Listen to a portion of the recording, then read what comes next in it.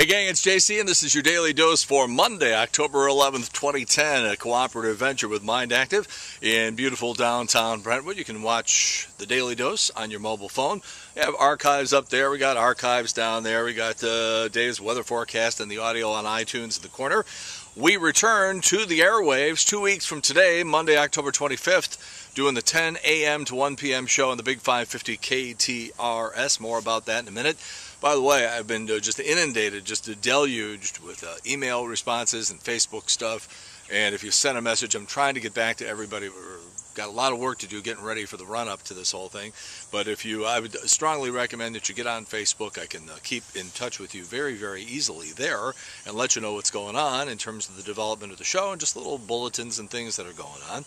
We are 60 friends short of 2,000 on Facebook, so we'll see where all that goes. I'm a little sore here today. Let me just tell you, we're in the playoff round of action in the men's senior baseball league. Been playing in that league now for about 3 years. It's baseball, it's hardball, it's real stuff. Still got the fastball that will get in the 75 to 80 mile an hour range, and still have a good curveball. But I've had a rough season, and I got injured in the middle of the season. So anyhow, we lost our first round playoff game, double elimination.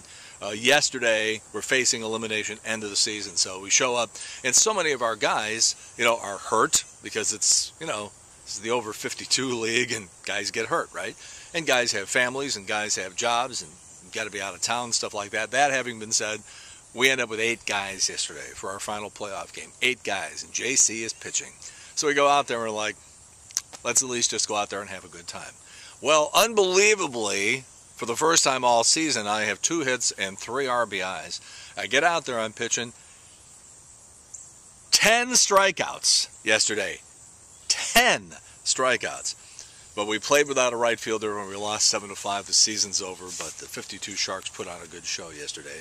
And the White Sox knew they had been in a ball game, and they're a bunch of good guys too. So, Rams, I'm listening to pre-game stuff yesterday. Well, we could make the playoffs this year, 8-8. I'm like, oh, geez. So everybody's back down to earth right now. But it was still fun. The Rams are going to win a couple of games this year. And, again, keep saying it over and over again like a broken record. It's not about the record that the Rams accumulate this season. It's about improvement. How about those little bitches from Cincinnati, Brandon Phillips and Johnny Cueto? Have a nice winter, guys. Congratulations, you played 3 more games than we did. Big deal. Brett Favre, Monday Night Football tonight, and is Brett Favre the new Tiger Woods? 2 women now stepping forward to, with the old accusations. And it's just the funniest thing. Usually when you have 2, it doesn't stop there. Election Day, 3 weeks from tomorrow. Here we go. Speaking of voting, they voted on Saturday night in the St. Louis Emmy Awards. The Emmy Awards.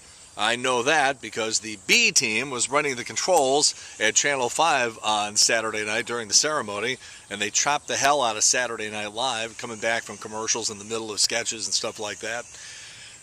And you can tell that these local Emmys are pretty useless, given the fact that the Best Reporter award went to Mark Schneider on Channel 4. He's the best, huh?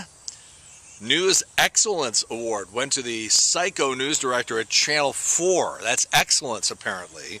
And by the way, nobody showed up to accept it. Anthony Slaughter, by the way, at the award ceremony, won the award for Most Improved Bowler. So good for him. New study from the Council for Research Excellence says 75% of Americans have found commercials on TV too confusing. Great, just what we need now, a new wave of commercials that are even more lowest common denominator than the crap we've been watching. Let's see now, the Tidy Bowl man, I just don't get it, okay? Now, do they take a real size man and then shrink him down and then put him in the toilet, or do you get a regular size man and then just get a really big toilet? I'm so confused, I don't get it. Mike Myers is going to provide the voice for the cartoon skunk Pepe Le Pew. Andy Dick will provide the smell. How about that photo of the Ohio Republican candidate for Congress dressed in the Nazi uniform? He's got a very simple platform. Lower taxes, cut spending, invade Poland. Miss Kentucky Latina was arrested for stabbing a gas station attendant in the neck with a pen. Pageant officials should have known what they were getting into. In the talent competition, she molded the crown into a shiv. Erin Moran, that would be your Joni on Joni Loves Chachi and Happy Days. Eviction notice. She's $315,000 behind on her mortgage. Maybe she can have a garage sale like the Octomob. Laura Dern, Ben Harper, kaput after 5 years. They say she was blindsided. CBS Evening News, ratings are in the tank. Katie Couric ain't helping, and her contract is up in May. And there's been a lot of speculation that maybe she is going to go back to the Today Show, but now we're hearing that she might be interested in going to CNN in time for the Iowa caucuses in 2012. The question is, what would CBS News do then? I don't know if you saw that Al Pacino production on HBO where he played Jack Kevorkian. Very, very good, by the way. Now, a similar production on HBO, Al Pacino starring as Phil Spector. No word as to when we will see that. New study says the average age that people get grumpy is 52. You know, they say that babies and infants, toddlers, and everything laugh up to 300 times a day. By the time you're a teenager, it's down to 6. And if you're over the age of 52, they say you only laugh twice a day. I don't know. I laugh a lot more than that, but then again, I have Channel 4 News on a lot. This is startling. About 40% of AOL's customers are still using dial-up. All right, we got random bits and pieces for you here today. Christopher Sabona is a business student at the University of Colorado at Denver, and he just finished a study of more than 1,500 people, that's a pretty good size sample, to find out why somebody would unfriend you on Facebook. And here's what he found. The number one reason somebody might unfriend you is that you make way too many unimportant posts. Jason is eating blueberries.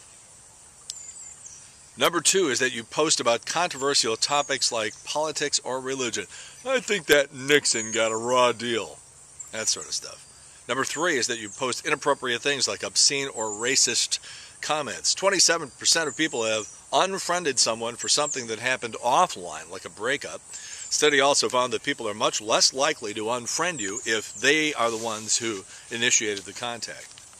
We have some new stats about sex over the age of 40. 80% of women in their 40s say they are more sexually adventurous now than they were in their 20s. Almost all of the 2,000 women surveyed now in their 40s say they're having the best relations of their lives. Only 7% of women over 40 say they ever have to fake their climaxes anymore. About 18% of women over the age of 40 admitted to having an affair, but 95% of them said, does not go. 60% of women over the age of 40 say they now feel more assertive than ever in bed. I'm getting wood just reading this. And 68% of women over the age of 40 say they are now fully aware of which position gives them the most pleasure. I would say Vice President. Kings of Leon drummer Nathan Followill met Bruce Springsteen after a recent concert in New Jersey, and he got talking with the boss about stuff. He says, I was expecting this, larger-than-life guy that you couldn't even really talk to, and instead they sat down. Springsteen said, you guys look like you're level-headed guys. Keep your heads on straight. Never forget who you are. For 2.5 hours a night, I'm the boss. But when you get off stage, Mama is the boss. So basically the message is, when you're on stage, take control of the stage, own it, make people look at you, and when you step off the stage, you go back to being a normal person. It's sort of like the quotation from the French poet Flaubert that I've been quoting for probably 20 years now. It's like, be wild and dangerous in your art so that you can be calm and peaceful in your life. And I think that's great advice. And thank you to the boss. We have another saying around here that's ain't mama, ain't happy, ain't nobody happy. And that's probably even more relevant than anything. All right, it was 35 years ago today that Saturday Night Live went on the air. Remember who the first guest host was? George Carlin, that's right. Jane Lynch from Glee was the host of Saturday Night Live this past weekend. Outstanding. One of the best shows I've seen in a while. I think that woman can do anything. Speaking of Glee, The Office, which is a show that I've tried to watch, but I'm sorry, I just don't get it. On November 11th, they're going to do a Glee episode, which I think is hilarious, and I will watch that Plus, it's nice to see Jenna Fisher just bouncing around all over the place. She's very, very deceptively voluptuous. All right, Video Village, we have new stuff for you today. Our features, the baseball playoffs are underway, obviously. Darrell Hammond of Saturday Night Live, formerly of Saturday Night Live, was in the studio with us a couple of years ago, and we had him doing play-by-play home run calls as famous celebrities. It's very funny. It's on the Video Village. On the Wayback Machine, you want to see a pro in action? Charles Jaco, who's going to step aside in 2 weeks and let me take over the 10-to-1 slot on KTRS. We got video of him in a very, very memorable moment during the 1991 Persian Gulf War when Charles was on CNN. Real stuff, folks, and it's pretty interesting to look at. That's on the Wayback Machine. Our old school photo goes back to the late 1980s and Tim Curry. All right, JC's Eye Candy today. This is going to be one of those ones that you're going to send, you're going to forward to everybody you know. That's how pumpkin pies are made. Sort of. All right. Tomorrow, Celebrity Tuesday, and some other stuff for you, too. In the meantime, that's it. JC's Daily Dose for Monday, October 11th, 2010. A cooperative venture with Mind Active in beautiful downtown Brentwood. In the meantime, we've beaten this one to death. Have a good one. See you later. Bye.